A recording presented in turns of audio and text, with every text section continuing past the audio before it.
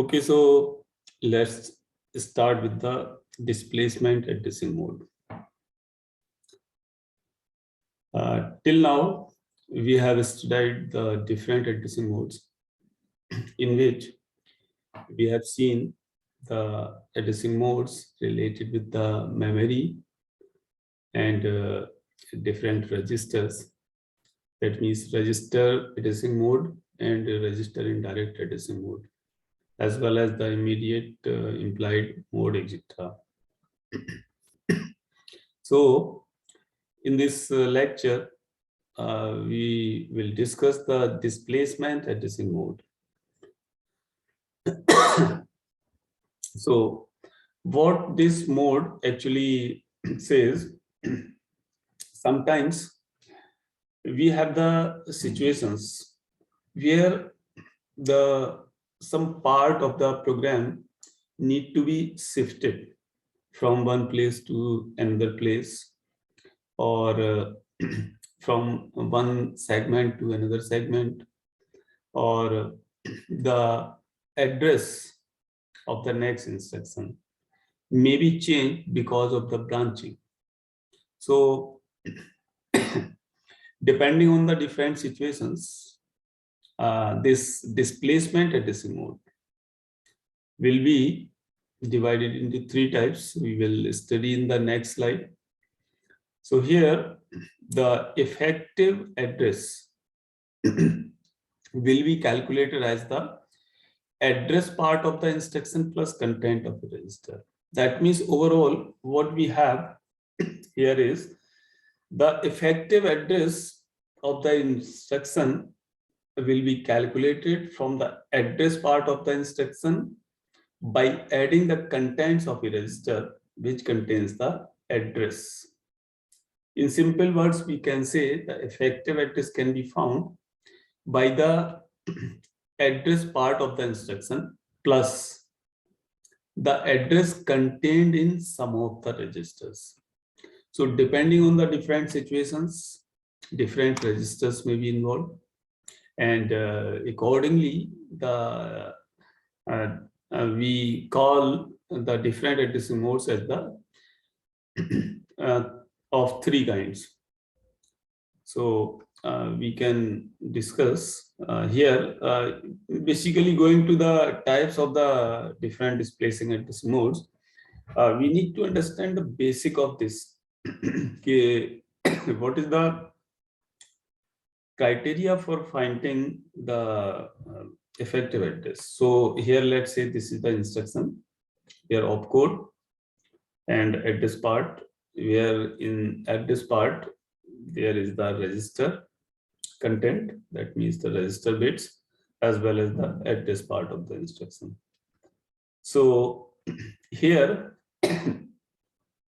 this register R denotes for some address. That means this register basically consists of the pointer to the operand. So here this register consists of some of the address. So this address plus itself the address part of the instruction, this one.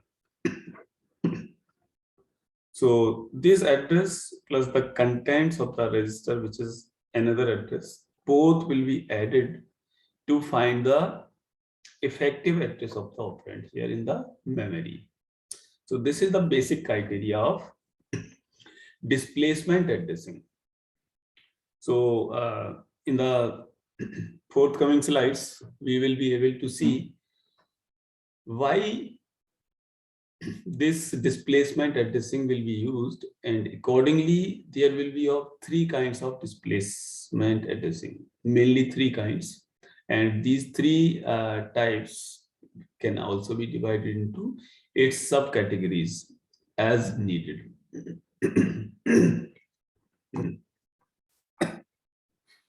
So here the register involved, that means again, remember the thing, how this effective address is found out: the address part of the instruction as well as the contents address of a register. That means content of a register, which itself is a address.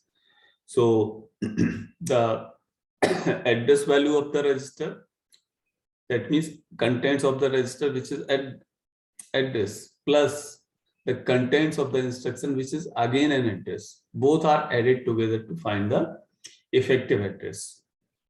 So and now the registers can be different. So depending on the registers used, the addressing modes name will be different. That means if base register is used, so this is called as the base addressing mode. If index register is used, index addressing mode. And if program counter register is used, so this is called as the relative addressing mode. Okay.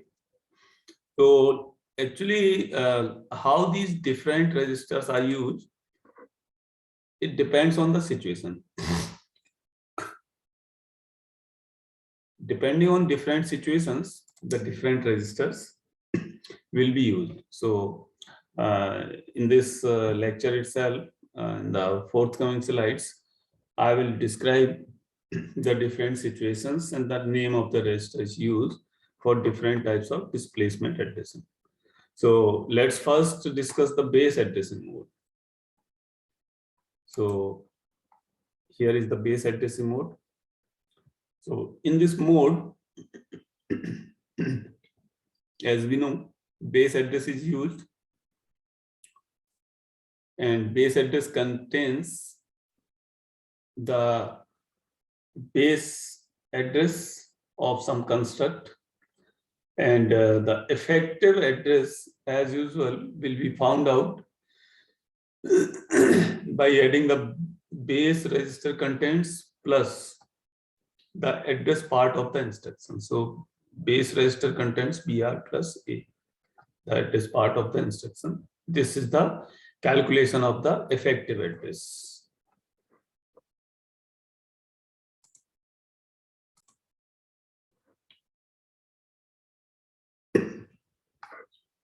ठीक है, तो resume करते हैं अपना वहाँ previous discussion से। तो हम डिस्कस कर रहे थे बेस एड्रेसिंग मोड। तो बेस एड्रेसिंग मोड में जैसे मैंने बताया था कि जो हमारा इफेक्टिव एड्रेस निकलेगा that will be the address part of the instruction plus the contents of base register. तो contents of base register and address part of the instruction both added together will give the effective address. अब ये base register addressing mode या base addressing mode ये हमारा किस situation में use होता है या इसकी एडवांटेज क्या है? तो ऑपरेटिंग सिस्टम में हमने पढ़ा है रिलोकेशन ऑफ द प्रोग्राम। तो प्रोग्राम रिलोकेशन में क्या होता है कि program scattered at different places of memory will be moved towards one end at a single place. So this is called as the relocation. तो relocation के cases में programmes की पोजीशन शिफ्ट होती है, बट जब प्रोग्राम्स या instructions की positions जब शिफ्ट होती है तो उसके अंदर प्रोग्राम के अंदर डिफरेंट हमारे जो फंक्शंस हैं, मॉड्यूल्स हैं, स्ट्रक्चर्स हैं, वो प्रोग्राम के अंदर क्या होता है कि उस मॉड्यूल के अंदर जैसे कोई फंक्शन है लेट्स से, तो प्रोग्राम भले ही शिफ्ट हो जाए बट फंक्शन के अंदर जो इंस्ट्रक्शन है तो वो फंक्शन की स्टार्टिंग एड्रेस से इंस्ट्रक्शन की पोजीशन तो सेम ही रहेगी। इसको ऐसे मानो कि जैसे हम व्हीकल में ट्रेवल कर रहे हैं तो सपोज करो हमारी व्हीकल में हमारी पोजीशन क्या है कि फिक्स है व्हीकल में। अब जब व्हीकल मूव करता है तो ड्राइवर के रिस्पेक्ट में अगर हम देखें तो जो भी पैसेंजर बैठा है इन जनरल वो अपनी पोजीशन पे ही बैठा होगा ड्राइवर के रिस्पेक्ट में, व्हीकल का चाहे कितना भी आगे चला जाए। तो यही सेम सिचुएशन है हमारी कि प्रोग्राम अगर शिफ्ट होता है मेमोरी में from one location to another location, और यहाँ पर जो शिफ्टिंग है वो सेम सेगमेंट के थ्रू ही है हमारी अंदर। मैंने पहले भी बताया था कि जो सेगमेंट्स होते हैं मेमोरी में दे can B of 4 type: data segment, code segment, stack segment. उनका सेपरेट डिस्कशंस मैं अलग अलग बता चुका हूं सेगमेंट्स का। तो अब अगर हमारा प्रोग्राम शिफ्ट होता है मेमोरी में कहीं पे भी, तो शिफ्टिंग में क्या होता है कि जो किसी भी इंस्ट्रक्शन का पोजीशन है वो उस मॉड्यूल के लिए फिक्स होती है। जैसे फॉर एग्जांपल फंक्शंस या लेट से एरे है, यूनियन है, या कोई भी ब्लॉक ऑफ स्टेटमेंट है, तो वो मूव कहीं भी करेगा मेमोरी में, लेकिन किसी भी इंस्ट्रक्शन का उसके बेस एड्रेस की करस्पॉन्डिंग फिक्स होती है पोजीशन। इसको बड़े सिंपल वे में ये मान लो कि जो फंक्शन है, प्रोग्राम हमारा कहीं भी मूव हो जाए, लेकिन जो फंक्शन के किसी भी इंस्ट्रक्शन का एड्रेस है वो relative to function starting address देखें तो वो फिक्स होगा। तो in such situation this base addressing comes into the picture।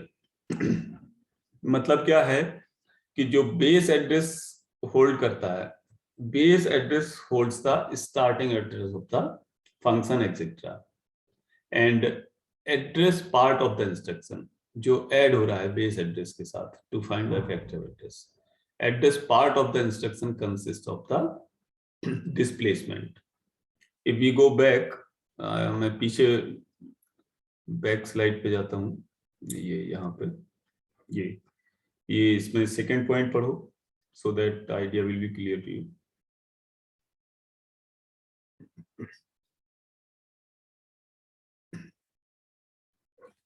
तो बेस एड्रेस अगर हम फंक्शन को मान के चल रहे हैं तो फंक्शन का बेस एड्रेस तो वेरिएबल होगा अगर प्रोग्राम शिफ्ट होता है, लेकिन जो डिस्प्लेसमेंट है किसी इंस्ट्रक्शन का, एक्चुअली एड्रेसिंग मोड का मतलब क्या है कि पर्टिकुलर इंस्ट्रक्शंस आएगा IR रजिस्टर में, और उस इंस्ट्रक्शन का उस मोमेंट पर क्या एड्रेस है उसकी रिक्वायरमेंट होगी CPU को।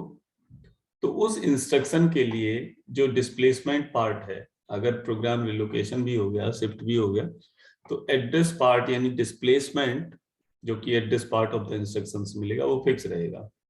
प्रोग्राम जितने पोजीशन शिफ्ट होगा वो बेस एड्रेस हमारा डिनोट करेगा कि base address will hold the new address of the program, और उस प्रोग्राम के करस्पॉन्डिंग किसी इंस्ट्रक्शन का जो एड्रेस होगा वो डिस्प्लेसमेंट यानी address part of the instruction से मिलेगा, दैट विल बी फिक्स्ड। तो ये मैंने समझा दिया बेस एड्रेसिंग मोड। अब हम आते हैं दूसरा, इंडेक्स्ड एड्रेसिंग मोड। तो इंडेक्स एड्रेसिंग मोड में क्या होता है कि इसमें भी सेम सिचुएशन, जैसे सपोज करो किसी प्रोग्राम में हम एरे को एक्सेस कर रहे हैं, तो जब एरे को एक्सेस करते हैं तो एरे का बेस एड्रेस तो फिक्स रहता है, और उसका जो डिस्प्लेसमेंट है यानी इंडेक्स वैल्यू है, अलग अलग एलिमेंट के लिए एड्रेस अलग अलग होगा। तो इसमें इंडेक्स मोड में क्या है कि बेस एड्रेस की तरह है, और यहाँ पर बेस रजिस्टर की जगह इंडेक्स रजिस्टर यूज हो रहा है। अब यहाँ इस एड्रेसिंग मोड में क्या है कि index register contains the displacement, जबकि बेस एड्रेसिंग मोड में क्या था कि address part of the instruction displacement denote कर रहा था, लेकिन इंडेक्स एड्रेसिंग मोड में इंडेक्स रजिस्टर डिस्प्लेसमेंट को होल्ड करेगा जो कि address part of the instruction से ऐड होके इफेक्टिव एड्रेस देगा। तो एक्चुअली क्या है कि जैसे एरे है कोई, अब एरे को तुम पूरा एक्सेस करते हो, अलग अलग इंडेक्स को, अलग अलग वैल्यू को, तो हर एक वैल्यू के लिए या हर एक इंडेक्स के लिए कंपाइलर अलग अलग इंस्ट्रक्शंस तो जनरेट करेगा नहीं। अगर ऐसा होता है तो it will increase the size of the program unexpectedly depending on the size of the array. तो क्या होगा कि base address of the array will become fix, और बेस एड्रेस के रिस्पेक्ट में अलग अलग एलिमेंट का अलग अलग एड्रेस जो होगा, जो कि इंडेक्स के थ्रू हम यहाँ डिनोट करते हैं, that will be denoted by the index register. तो यहां पर क्या होगा कि जो इंडेक्स रजिस्टर होल्ड कर रहा है वो डिस्प्लेसमेंट होल्ड कर रहा है किसके करिस्पॉन्डिंग, जो एरे का बेस एड्रेस या ओरिजिनल एड्रेस है। तो एरे का बेस एड्रेस तो मिलेगा इंस्ट्रक्शन से, instruction will hold the base address of the array, और जो इंडेक्स रजिस्टर यूज हो रहा होगा वो एरे के किसी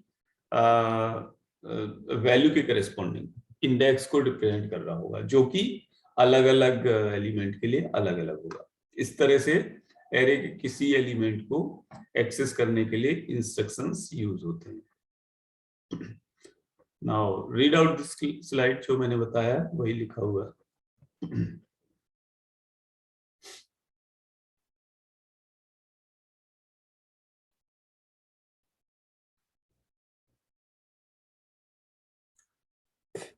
इसको हम base plus offset address mode भी बोल सकते हैं। जैसे बेस एड्रेस मोड था, तो यहां पर जो इफेक्टिव एड्रेस आएगा वो x+m_ri, दैट मींस कि effective address will be the contents of the index register, sorry, contents of the address part of the instruction. जो एड्रेस पार्ट है इंस्ट्रक्शन का वो plus memory pointed by the index register, that means address held by the index register plus address part of the instruction, both will be added together to give the effective address here.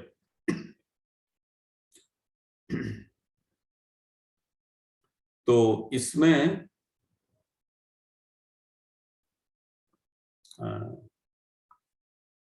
read out this note. अब इसमें पहला point ये है कि अगर index type के instruction में अगर हमारा एड्रेस पार्ट नहीं है, तो एड्रेस पार्ट नहीं है तो दैट मींस बेस एड्रेस नहीं है, यानी फिक्स वैल्यू नहीं है, तो only the index register will be used. तो index register will hold the address of memory location, this will become the indirect addressing mode. Indirect addressing mode की तरह ही behave करेगा। अब इसमें थोड़ा जो एग्जांपल मैंने समझाया कि जैसे कोई सब रूटीन है, that means subroutine is called as the function. So function is called as the subroutine in low level language.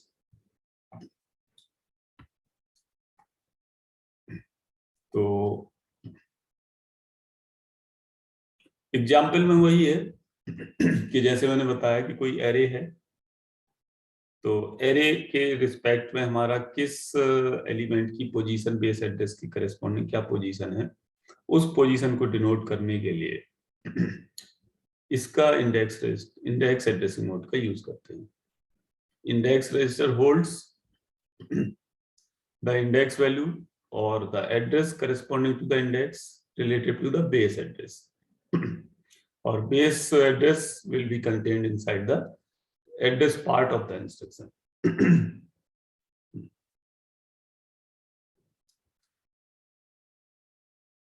तो अब हम आते हैं इसमें क्या है कि जो शेयर्ड मेमोरी है, जब हम शेयर्ड मेमोरी की बात करते हैं तो शेयर्ड मेमोरी में क्या होता है कि codes or program will be shifted to some other place in memory, like relocation or segmentation. तो एज यूजुअल के जैसा हमने ऑपरेटिंग सिस्टम में डिस्कस किया था, we have 4 segments. That means memory can be supposed to be divided into the 4 segments, 4 types. Data segment, which consists of the values of the variables or constant values, etc. Second one is the code segment, which consists of the set of instructions. Code segment consists of the set of instructions. Low level instruction. Third one is stack segment, related to the stack, and fourth is heap segment, related to the dynamic memory allocation. So these 4 segments are there, which can be used for memory. So shared memory problem can be solved by using the segmentation.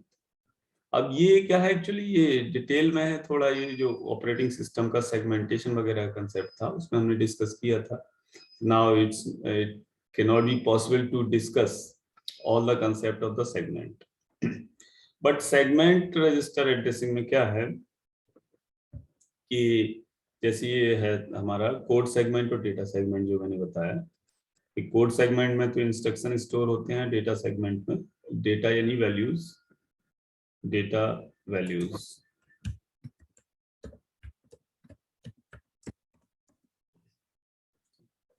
तो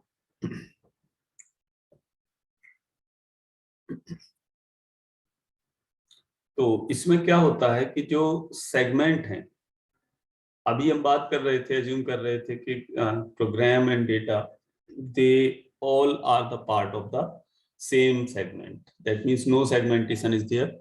primary memory के अंदर कहीं भी वो store हो रहे हैं, but in fact segmentation is used in modern computers. तो अब जैसे सेगमेंट है, तो सेगमेंट का स्टार्टिंग एड्रेस भी इंपॉर्टेंट है कि हमारा जो डेटा है, अगर सेगमेंटेशन की हम बात करते हैं तो वैल्यूज डेटा सेगमेंट से आएगा और इंस्ट्रक्शंस हमारे कोड सेगमेंट से आएंगे. इसी तरह स्टैक से रिलेटेड वैल्यूज स्टैक सेगमेंट से आएगी. जैसे अगर फंक्शन सब रूटीन कॉल होता है तो stack will be created. In that case के जो स्टैक यानी फंक्शन से रिलेटेड डेटा वैल्यूज जो हैं वो फंक्शन कॉलिंग से रिलेटेड, जब भी स्टैक क्रिएट होगा फंक्शन कॉलिंग से रिलेटेड तो वो स्टैक सेगमेंट से आएगा. ठीक है. तो इन जनरल के रफली यू कैन अज्यूम के different segments are there. So if different segments are there, every segment is having its own starting address. So that address is stored in segment register. Segment register is also there in CPU. So starting address of the segment is stored inside the segment register.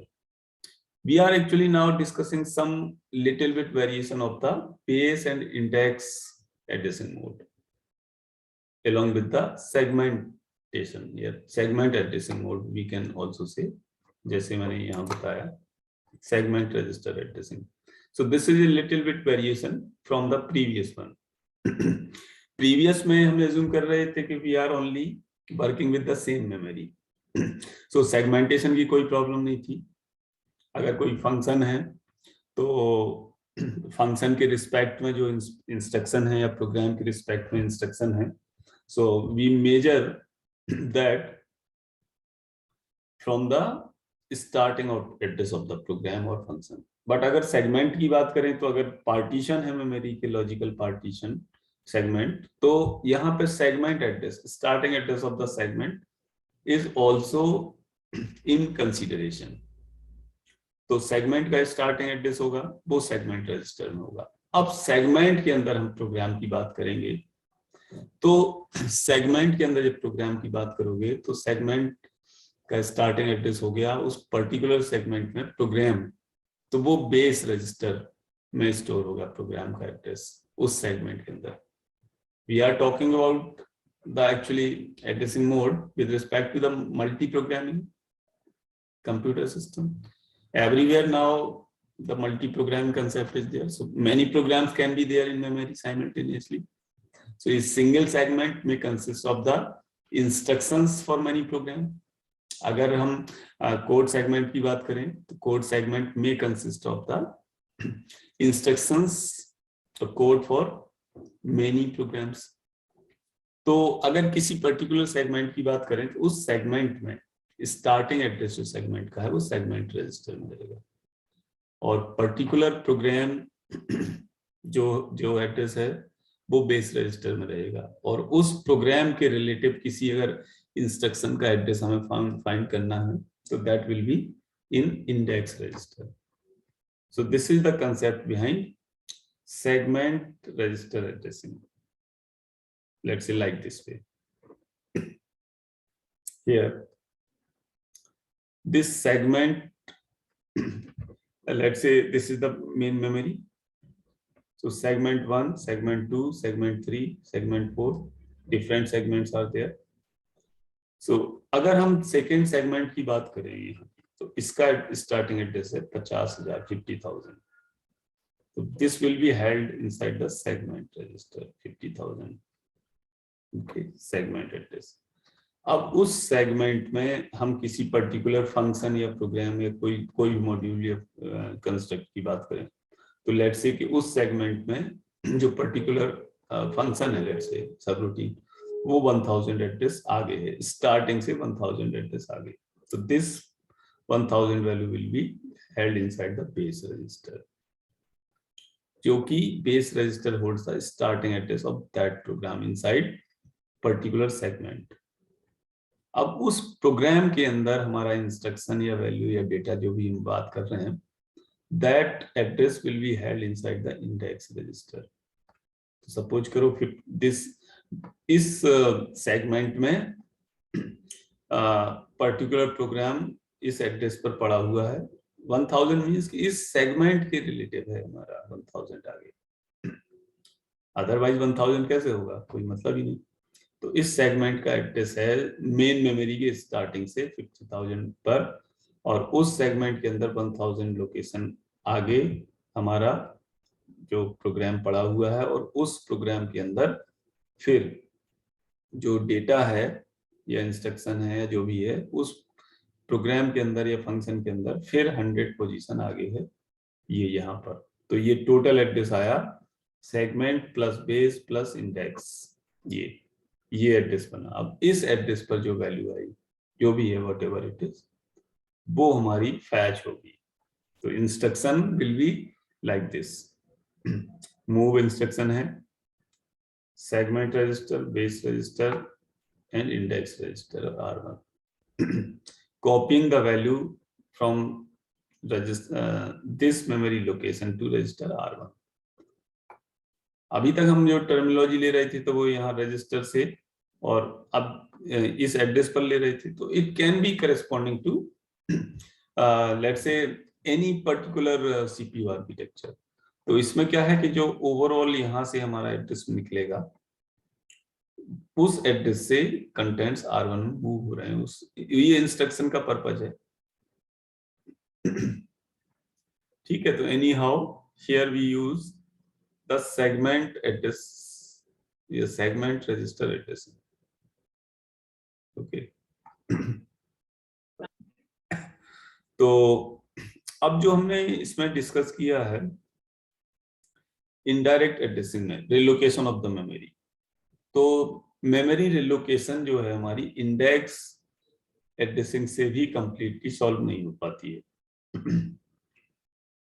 क्योंकि हमारे जो index addressing में है वो still requires the changes in the contents of the register और memory locations, जो कि absolute address hold कर रहे हैं। तो इसमें क्या है कि ये जो मैंने सपोज करो कि इसमें क्या है कि थोड़ा सा एक वेरिएशन है, जो इंडेक्स एड्रेसिंग की हम बात कर रहे थे, इसमें बेस इंडेक्स एड्रेसिंग हम यूज करना चाह रहे हैं। तो बेस इंडेक्स एड्रेसिंग जो है वो वही कंसेप्ट वही है कि जो मैंने अभी समझाया था बेस और इंडेक्स में। तो एक एड्रेसिंग मोड हम ये भी ले सकते हैं, बेस इंडेक्स। तो इसका कंसेप्ट क्या है कि सपोज करो कि कोई डेटा हमारा इस मेमोरी लोकेशन से फैच होना है, इसमें नया कुछ नहीं है, जो मैं समझा चुका हूँ बेस और इंडेक्स में वही है कि डेटा हमारा इस मेमोरी लोकेशन से फैच होना है। तो प्रोग्राम अगर हमारा इतनी पोजीशन शिफ्ट हो गया तो डेटा तो हमारा यहाँ पर पहुंच गया क्योंकि यहाँ पर था इस एड्रेस पर, और प्रोग्राम अगर 3000 एड्रेस शिफ्ट हो गया तो नया एड्रेस जो डेटा का हो गया तो दोनों का ऐड करके ये मिल जाएगा। अब कोई इंस्ट्रक्शन है हमारा move R2, R1, R2 bracket है तो इसका मतलब ये है कि अगर हम टर्मिनोलॉजी ये ले रहे हैं कि R1 से R2 में कॉपी हो रहा है डेटा, तो इनफैक्ट रजिस्टर R1 से रजिस्टर R2 में नहीं कॉपी हो रहा है डेटा। डेटा जो मूव हो रहा है वो R1 से डेटा मूव हो रहा है उस पोजीशन पर, उस लोकेशन पर जो कि R2 रजिस्टर के अंदर लोकेशन है। तो अब जो ये इंस्ट्रक्शन रेफर कर रहा है, मतलब प्रोग्राम तो रिलोकेट हो गया, लेकिन जो इंस्ट्रक्शन रेफर कर रहा है वो तो डेटा अभी भी इसी पोजीशन पर रेफर कर रहा है जो 2084 पर है, क्योंकि R2 में यही एड्रेस है, R2 में यही एड्रेस है, तो R1 से कंटेंट्स इसी पे जाना चाहिए अकॉर्डिंग टू इंस्ट्रक्शन। तो इस ड्रॉबैक को हम सॉल्व ऐसे करते हैं कि जो रिलेटिव एड्रेस है वो स्टार्टिंग ऑफ द प्रोग्राम से लेते हैं, जो कि हमने बेस और इंडेक्स रजिस्टर में यूज किया है। तो इसको हम नया नाम ये भी दे सकते हैं, जो इस तरह की टेक्निक है, कि बेस इंडेक्स एड्रेसिंग। अब हम थर्ड वाले मोड पर आते हैं जो कि है हमारा रिलेटिव एड्रेसिंग मोड। तो रिलेटिव में नया कुछ नहीं है, बस अंतर ये है कि जो रजिस्टर हम यूज कर रहे हैं डिस्प्लेसमेंट एड्रेसिंग के लिए, वहां पर प्रोग्राम काउंटर रजिस्टर यूज हो रहा है। Register use will be PC register. Base addressing mode में हम रजिस्टर यूज कर रहे थे बेस रजिस्टर, और इंडेक्स एड्रेसिंग मोड में हम इंडेक्स रजिस्टर यूज कर रहे थे। यहाँ पर PC register will be used by the CPU to denote to find the effective address. तो पीसी रजिस्टर इसलिए यूज करते हैं क्योंकि because this addressing mode is useful at the situation of what, कि जहां ब्रांचिंग वगैरह होती है। जैसे सपोज करो इंस्ट्रक्शन एग्जीक्यूट हो रहा है, लेट्स से, तो इंस्ट्रक्शन एग्जीक्यूट हो रहा है, अब नेक्स्ट इंस्ट्रक्शन में ब्रांचिंग परफॉर्म होगी। तो जब ब्रांचिंग परफॉर्म होगी तो प्रोग्राम काउंटर रजिस्टर में एड्रेस तो जो होगा वो नेक्स्ट इंस्ट्रक्शन का एड्रेस होगा, लेकिन जब ब्रांचिंग परफॉर्म होगी तो ब्रांचिंग में तो जो नेक्स्ट एड्रेस होगा वो तो दूसरा चेंज हो जाना है। तो इसको हम एक एग्जांपल से समझते हैं। अभी पहले इसका इफेक्टिव एड्रेस जो मैंने बताया, इस एड्रेसिंग मोड में, रिलेटिव एड्रेसिंग मोड में इफेक्टिव एड्रेस हमारा एक्चुअली होगा ऑफसेट, यानी पीसी रजिस्टर के contents plus next instruction address. Next instruction address से मतलब है कि ये address part of the instruction में ही मिलेगा हमें, मतलब सीपीयू को जो एड्रेस पार्ट है इंस्ट्रक्शन का उसी में मिलेगा, और उस कंटेंट्स को पीसी रजिस्टर के कंटेंट से ऐड होके तब इफेक्टिव एड्रेस मिलेगा। अब ये जो पोजीशन है इफेक्टिव एड्रेस की, वो रिलेटेड टू द मेमोरी में नेक्स्ट इंस्ट्रक्शन के रिलेटिव होगी। इसको मैं एक एग्जांपल से समझा रहा हूँ कि कैसे नेक्स्ट एड्रेस के रिलेटिव होगी, उससे क्लियर हो जाएगा।